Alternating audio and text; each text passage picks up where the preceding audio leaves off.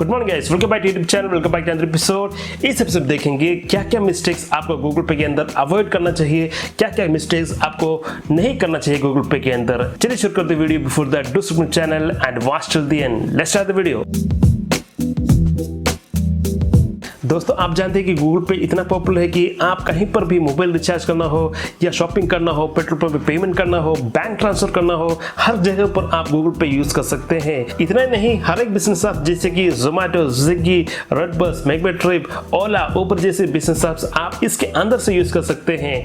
क्यों हुआ गूगल पे इतना popular? Because of its simplicity and safety and security. Moreover it is from Google. और पेमेंट की बात आती है तो और एक गूगल का प्रोडक्ट है, डेफिनेटली हर एक ट्रस्ट करेगा गूगल का प्रोडक्ट। और पेमेंट करते समय अगर आपको रिवार्ड मिलेगा इन टर्म्स ऑफ कैशबैक जो आपका बैंक को क्रेडिट होगा। फॉर एग्जांपल, जब मैं कैमरा खरीदा था तो मुझे 800 रुपीज का रिवार्ड मिला जो मेरे बैंक को क्रेडिट हुआ, उसे यूज करके मैं कुछ और कैमरा के लिए खरीदा।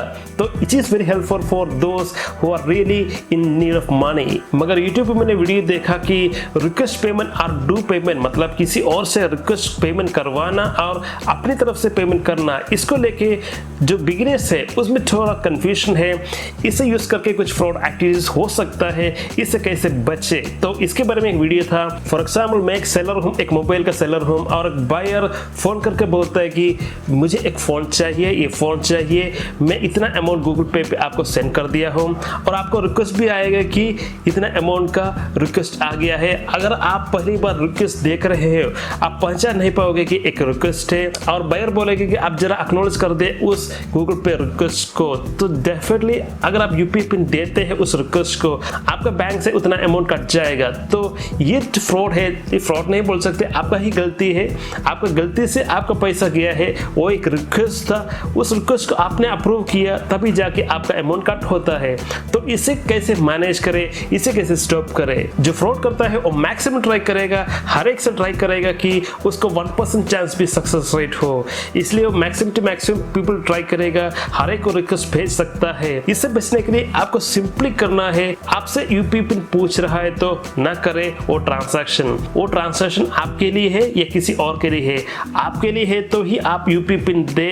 पे और पेड बटन में डिफरेंस है। पे मतलब आप ट्रांजैक्शन करो, पेड मतलब ट्रांजैक्शन ऑलरेडी हो चुका है। कुछ लोगों को एक दिक्कत हो सकता है, स्पेशली जो नए नए गूगल पे के यूजर्स है, उसको जरा दिक्कत हो सकता है इन दोनों में, पे और पेड बटन में डिफरेंस पता करना। पे मतलब आपका एक रिक्वेस्ट है कि आप पेमेंट कीजिए, वहां पर आपको यूपीआई देना पड़ेगा।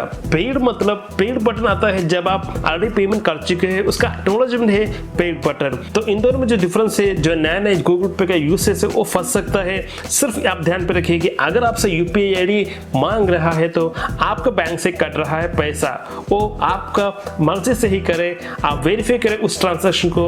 आपका अप्रूवल नहीं है तो ना करें। जो वीडियो मैंने यूट्यूब पे देखा था उसमें था कि आप अपने यूपीआई आईडी ही मत दीजिए किसी और को।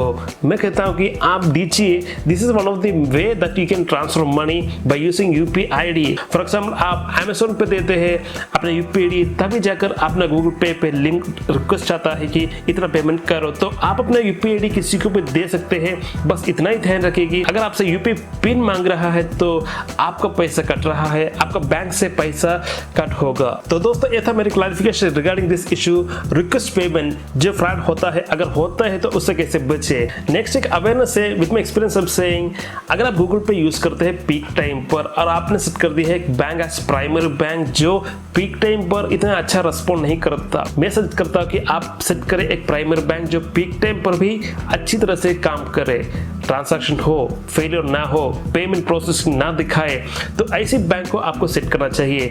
अगर आप अर्जेंट पे है, फॉर एग्जांपल आप पेट्रोल पंप पे है, बहुत सारा क्यू है, वहां पर आप गूगल पे ऐसी बैंक से आप ट्रांजैक्शन करते हैं तो वहां पर पेमेंट प्रोसेसिंग का एक इश्यू आ गया तो वहां पर आप अटक जाओगे, 10-15 मिनट ऐसे निकल जाओगे। तो यहाँ पर आपको सोचना चाहिए कि आपको पीक टाइम पर आपको जल्दी पे है तो आपको ऐसी बैंक्स जो ट्रांजैक्शन पे पीक टाइम पर रिस्पॉन्ड नहीं करता या स्लो है, तो तो आपको चुनना चाहिए एज प्राइमरी बैंक गूगल पे के अंदर। ये आप ध्यान में रखें कि अच्छी खासा बैंक हो आपके प्राइमरी बैंक इन गूगल पे। ऐसी कॉन्टेक्स्ट पर आप गूगल पे को दोषी नहीं दे सकते, क्योंकि it is absolutely related to the bank का सर्वर कैसे रिलेट करता है, रेस्पॉन्ड करता है, उस पे होता है ऐसी ट्रांजैक्शन फेलियर्स।